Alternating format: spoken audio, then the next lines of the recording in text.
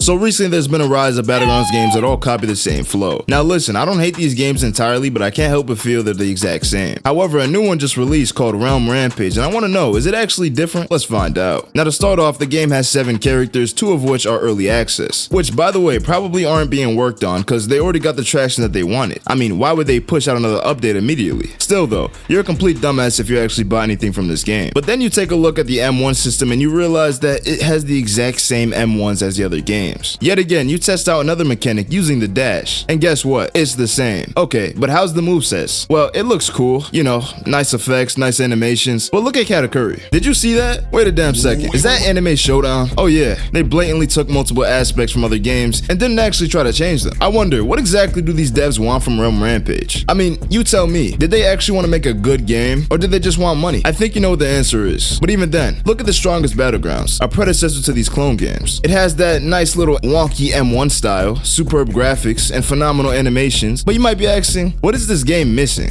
Well, what it's missing is actual progression. You know, something to keep you hooked. I mean, something with zero goal and zero drive kind of hits short. But why actually make something have progression when your game still gets 200k plus people playing it every day without actually having a dopamine rush? Listen, I understand that mostly children are playing these games, and you know, when I was little I was farming shit like blox fruits, but I can't help but feel these games don't actually care. I mean, they're mostly content farms for children who enjoy Battlegrounds games, but this is not the real issue. The real issue is the fact that there's talented people who work on these animations and effects, but don't actually work on these solid structured games. Quite frankly, why would they? As you can see, they're probably making bank just working on these copy and paste Battlegrounds games. I mean, like, why even put in the effort at all and be passionate about your games when you can just make the same thing and average a solid amount of players? But the real reason as to why people play these games is because they're superbly easy and you don't actually have to use your brain. I mean, games like these aren't played by Battlegrounds enjoyers because they're too hard for them, which I agree. If you have an underdeveloped brain, these games are indeed challenging, but that doesn't mean that these devs should be focused on Battlegrounds content. Yeah, there might be a game out there that has real work put into it, but I don't know. From what I've been seeing, why even try in the slightest when you can just copy the flow and bam, you're rich. And oh yeah, another thing I want to talk about is I wonder how long it's gonna take them to drop the next character. Just look at the strongest Battlegrounds. It was created in 2022, released in 2023, dropped characters during that time, and as we get closer to 2025, there's only 9 characters. Like, yeah, the game does look pretty good, but I don't know. If they actually wanted to make a solid game, wouldn't they work harder and have more characters added? I mean, didn't the creator finish a whole thing in 12 days? This guy will let you know right here. In just the span of 12 days, Hero Hunter's base moveset was completed. But to be fair to these devs, getting money from actual talent is hard. It takes time and dedication. But like I said, why waste that time when you can just make an unoriginal copy and paste game with the same exact format and generate revenue? But look, just because I said these games are clones doesn't mean you can't play them. If you actually enjoy games like this, that's fine. Just know that they're the exact same. Oh yeah, and one more thing. Anybody you see making videos about this, saying that these games are actually good and not criticizing them, aren't telling the truth. They don't actually think these games are fun. They don't think these games are good. They're just doing it because they want money, which there's nothing wrong with. If you really are about your bread, do it in whatever way you want, morals or not. But anyways, I do feel bad for anyone who actually wants to make a good game, because your game will always be outshined by these absolute carbon copies, and that's just unfortunate. Like, Roblox is absolutely doomed, and to be honest, it's been like that for a while. I mean, do you see the fact that they're selling your data? They're already a billionaire company. Why do you need to do this? For personalized ads? I mean, what happens when the goddamn website gets hacked again? What's gonna happen to all that info? But it's not like anybody actually puts their personal data out there, because you know, my account is like 85,000 years old, so it doesn't matter, or at least that's the age that I put. But anyways, that ends today's video.